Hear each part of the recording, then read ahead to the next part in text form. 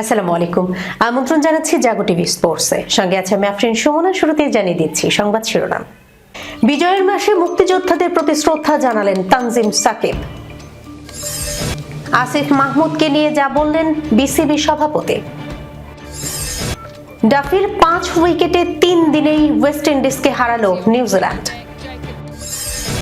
ভারতকে হারিয়ে সিরিজে সমতা দক্ষিণ আফ্রিকার। তাণ্ডব চালিয়ে ইতিহাস, চ্যাম্পিয়ন রংপুরের গল্পটা গেইলের। দর্শক শিরোনাম শুনছিলেন, এবার জানিয়ে দিচ্ছি বিস্তারিত। বিজয়ের মাস ডিসেম্বর। জাতির গর্ব, ত্যাগ আর আত্মোৎসর্গের স্মৃতিবহ এই মাসে মুক্তিযুদ্ধের বীর, শহীদ ও জীবিত মুক্তিযোদ্ধাদের প্রতি গভীর শ্রদ্ধা জানালেন বাংলাদেশ জাতীয় ক্রিকেট দলের পেসার তানজিম হাসান সাকিব। বুধবার সামাজিক যোগাযোগ মাধ্যম ফেসবুকে এক আবেগঘন পোস্টে তিনি লিখেছেন, মুক্তিযুদ্ধ আর মুক্তিযোদ্ধাদের স্মরণ করলে তার হৃদয় গর্বে ভরে ওঠে। প্রশিক্ষণের অভাব, যুদ্ধের অপ্রস্তুত পরিবেশ সবকিছুর বিরুদ্ধে দাঁড়িয়ে দেশমাতৃকার টানে পাকিস্তানি হানাদার বাহিনীর বিরুদ্ধে লড়াইয়েই বাঙালিরা বিজয় ছিনিয়ে এনেছিলেন। একথা স্মরণ করে সাকিব জানিয়েছেন গভীর কৃতজ্ঞতা। সাকিব লিখেছেন, আমি মুক্তিযুদ্ধকে নিয়ে গর্ব করি, আমি মুক্তিযোদ্ধাদের নিয়ে গর্ব করি, যাদের ছিল না কোনো ট্রেনিং, যারা জানতেন না যুদ্ধ কিভাবে করতে হয়, তবু দেশের টানে অস্ত্র তুলে নিয়েছিলেন। তারাই আমাদের আত্মপরিচয় এনে দিয়েছেন। জাতীয় দলের এই তরুণ পেসার আরো উল্লেখ করেন, সেই সব বীর মুক্তিযোদ্ধায় বাঙালিকে ভীরু জাতি থেকে সাহসী জাতিতে রূপান্তরিত করেছেন। তাদের আত্মত্যাগের কারণেই আজ তিনি বিশ্বমঞ্চে বাংলাদেশের পতাকা তুলে ধরতে পারছেন, এমনটাই মনে করেন সাকিব। তার ভাষায়, বাংলাদেশের প্রকৃত হিরো, প্রকৃত সেলিব্রিটি আমাদের মুক্তিযোদ্ধারা। 16 ডিসেম্বর মহান বিজয় দিবস সামনে রেখে ক্রিকেটার তানজিম সাকিবের এই শ্রদ্ধা নিবেদন সামাজিক যোগাযোগ মাধ্যমে ব্যাপক সাড়া ফেলেছে। প্রায় 16 মাস দায়িত্ব পালনের পর যুব ও ক্রীড়া মন্ত্রণালয়ের উপদেষ্টা পদ ছেড়ে দিয়েছেন জুলাই গণঅভ্যুত্থানের অন্যতম পুরোধা আসিফ মাহমুদ সজীব ভুঁইয়া। তার বিদায়ের পর বাংলাদেশ ক্রিকেট বোর্ড তার প্রতি গভীর কৃতজ্ঞতা জানিয়েছে। গত বৃহস্পতিবার রাতে এক সংবাদ বিজ্ঞপ্তিতে বিদায়ী ক্রীড়া উপদেষ্টার অবদানের প্রশংসা করেন বিসিবি সভাপতি আমিনুল ইসলাম বুলবুল। তিনি বলেন, ক্রিকেট সংক্রান্ত প্রতিটি বিষয়ে যে আন্তরিকতা, স্পষ্টতা এবং উদ্যম নিয়ে আসিফ মাহমুদ কাজ করেছেন, বিসিবি তার প্রতি কৃতজ্ঞ।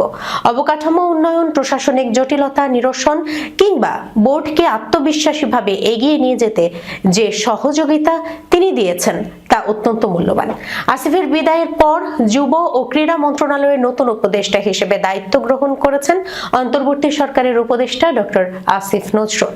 তাকেও স্বাগত জানিয়েছেন বিসিবি সভাপতি বুলবুল। বলেন, ক্রীড়ার প্রতি তার দীর্ঘদিনের আগ্রহ ও জনসম্পৃক্ত কাজের অভিজ্ঞতা আমাদের আশাবাদী করে।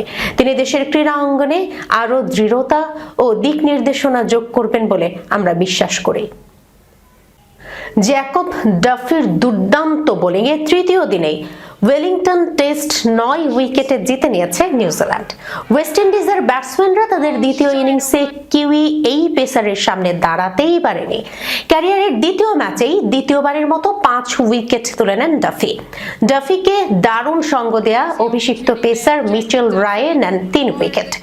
নিজেদের দ্বিতীয় ইনিংসে 10 ওভারে 2 উইকেটে 32 রানে দ্বিতীয় দিনের খেলা শেষ করেছিল ওয়েস্ট ইন্ডিজ।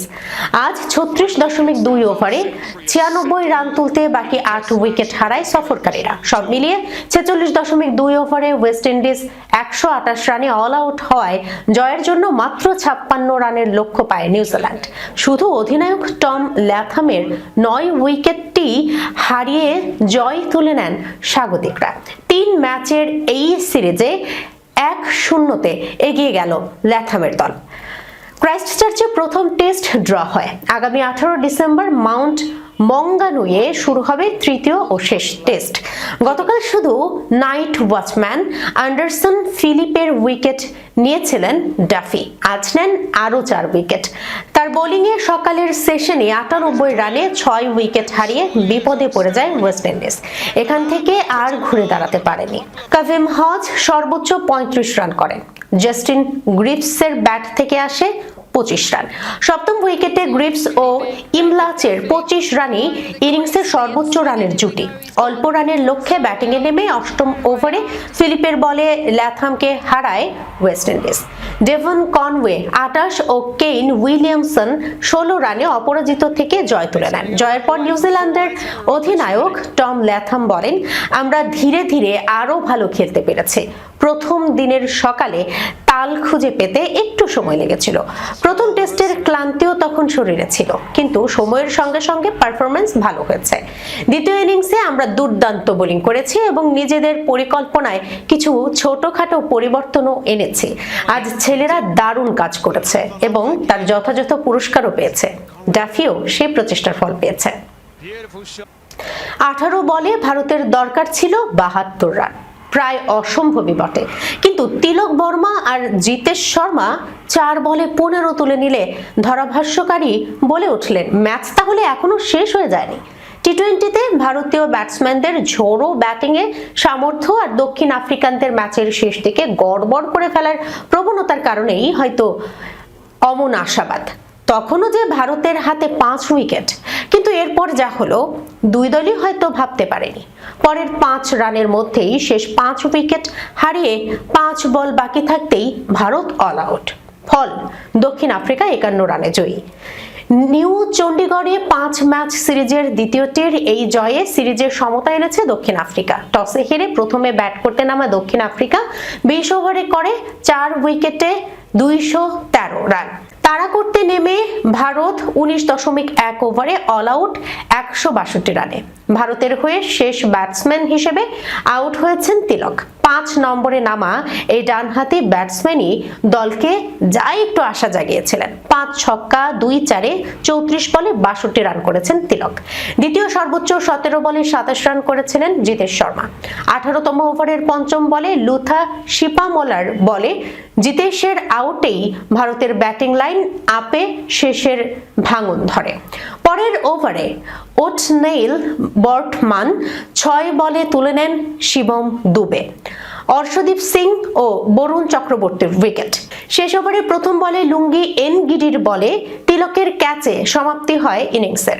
এর আগে দক্ষিণ আফ্রিকার সংগ্রহ 200 পার করাতে ভূমিকা রাখেন কুইন্টন ডি কক। প্রতিযোগিতামূলক ক্রিকেট থেকে দূরে ক্রিস গেইল। সময়ের সঙ্গে সবাইকে একদিন থামতে হয়, তবে থেকে যায় কীর্তিকর্ম। সপ্তাহ 2 নেই বাংলাদেশ প্রিমিয়ার লিগের দ্বাদশ সংস্করণ শুরু হবে। তার আগে আজ সতেজ হয়ে উঠল ক্যারিবিয়ান দানবের 2017 বিপিএল ফাইনালে খেলা সেই ব্যাটিং তাণ্ডব। সেবার গেইল খেলেছিলেন রংপুর রাইডার্সে। কোয়ালিফায়ারে জায়গা করতে এলিমিনেটরে জয়ের কোনো বিকল্প ছিল না দলটির। মাহমুদুল্লাহ রিয়াদদের ভারসাম্যপূর্ণ দল খুলনা টাইগার্স 8 ডিসেম্বর মিরপুর শেরেবাংলা স্টেডিয়ামের আগে ব্যাটিং করে 167 রান তোলে খুলনা। তবে এই রান কোনো চ্যালেঞ্জ হতে পারেনি গেইলের 51 বলে 126 রানের অপরাজিত ইনিংসের সামনে। কোয়ালিফায়ারে আরেক শক্তিশালী দল কুমিল্লা ভিক্টোরিয়ান্সকে উড়িয়ে ফাইনাল নিশ্চিত করে রংপুর। 12 ডিসেম্বর টুর্নামেন্টের হট ফেভারিট ঢাকা ডায়নামাইটসের বিপক্ষে শিরোপার লড়াই রংপুরের, যে দলে কিরণ পোলার্ড, শহীদ আফ্রিদি, এভিন লুইস, সাকিব আল হাসান, জো ডেনলি, সুনীর নারিনদের মতো তারকা মেলা। ফাইনালে অবশ্য এসব হিসেব নিকেশ রাখেননি গেইল। গেইল যখন একপাশে ঢাল হয়ে দাঁড়িয়ে যান, বিপক্ষে কারা আছেন সেটি তখন আর মুখ্য থাকে না। এমন অসংখ্য ম্যাচই তো আছে যার ফল নির্ধারণ তার ব্যাটে হয়েছিল। ফাইনালে ঢাকার তারকাগুলো যেন খসে পড়ল গেইলের 18 ছক্কার ইনিংসে। মাত্র 69 বলে 146 রানের বিধ্বংসী ইনিংস খেলে অপরাজিত থাকেন। বিপিএল এর ইতিহাসে গেইলের সেই ইনিংসটি এখন পর্যন্ত সর্বোচ্চ হয়ে রইল। শুধু তাই নয়, সেই ম্যাচের ছক্কা বিপিএল এর ইনিংসে কোনো ক্রিকেটারের সর্বোচ্চ ছক্কার রেকর্ড।